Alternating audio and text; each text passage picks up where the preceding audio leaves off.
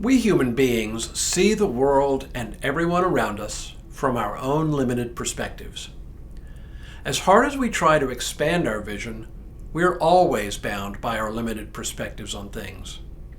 This is not some new insight on my part, though. Philosophers and poets have been wrestling with this conundrum for a very long time. But does this mean we are doomed to live in our own isolated bubbles, apart from each other and always at odds?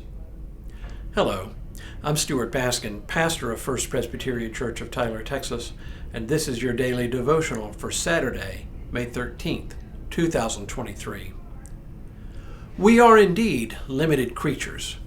We cannot fully and completely step into the mind of another person to see the world as they see it. But that doesn't mean we are doomed to a life of living like little ships passing in the night, always at odds with each other. Just recognizing the problem is a great start. And we know that we have this capacity. Witness the American proverb by Mary Lathrop, who famously said, "Before you judge a man, walk a mile in his shoes." It is a reminder that our thoughts, feelings, and experiences are just different. And other people will make decisions we would not make based on those different thoughts, feelings, and experiences. Doesn't necessarily make them wrong. This is what I've been trying to get at the last couple of weeks as we've talked about the many faces of faith. I'm trying to remind us all that Christians come in a whole variety of shapes and sizes, many of whom live out their faith in ways that are very different from our own. Rather than always trying to determine who's right and who's wrong, much better to acknowledge differences, hold fast to what we believe, and seek common ground where we can. We would do well to remember Paul's words to the famously fractious congregation in Corinth, where each one believed that he or she alone was correct and others wrong, which did nothing but cripple the church. To them, Paul said, "Now there are varieties of gifts, but the same Spirit, and there are varieties of services, but the same Lord. And there are varieties of activities, but it is the same God who activates all of them in everyone. To each is given the manifestation of the Spirit for the common good. To one is given through the Spirit the utterance of wisdom, and to another the utterance of knowledge according to the same Spirit. To another faith by the same Spirit. To another gifts of healing by the one Spirit. To another the working of miracles, to another prophecy, to another the discernment of spirits, to another various kinds of tongues, to another the interpretation of tongues. All these are activated by one and the same Spirit, who allots to each one individually, just as the Spirit chooses." This reminds me of a wonderful little parable of sorts from an Episcopal priest named Martin Bell, from a book of poems, essays, and musings entitled The Way of the Wolf, the Gospel in New Images.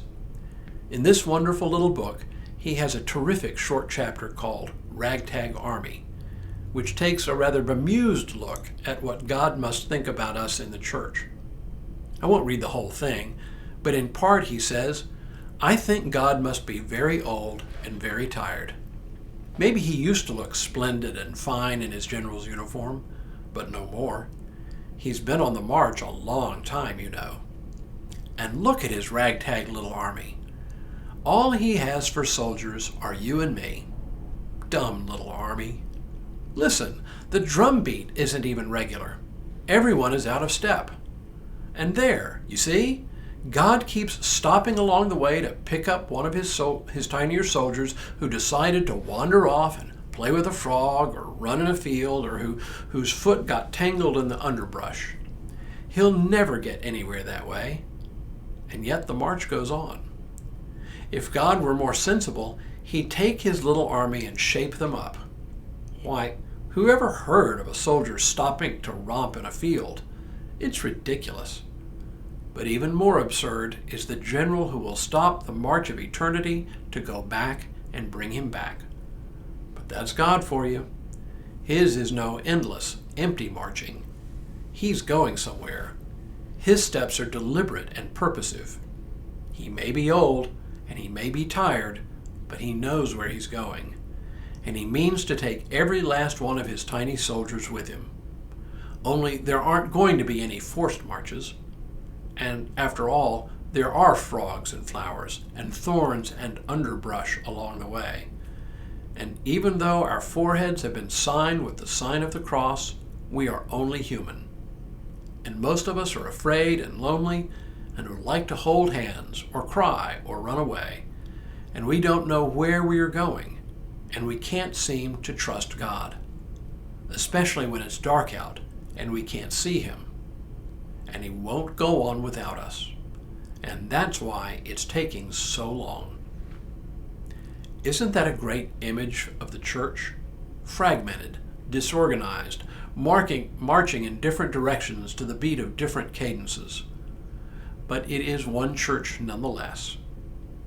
Christian faith takes on many faces, many styles, many forms.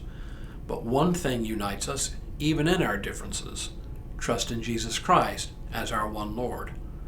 All are beloved members of the faith, each with his own face. And you are one of those faces. And now may God continue to bless you and keep you in all that you do, this day and in all the days ahead.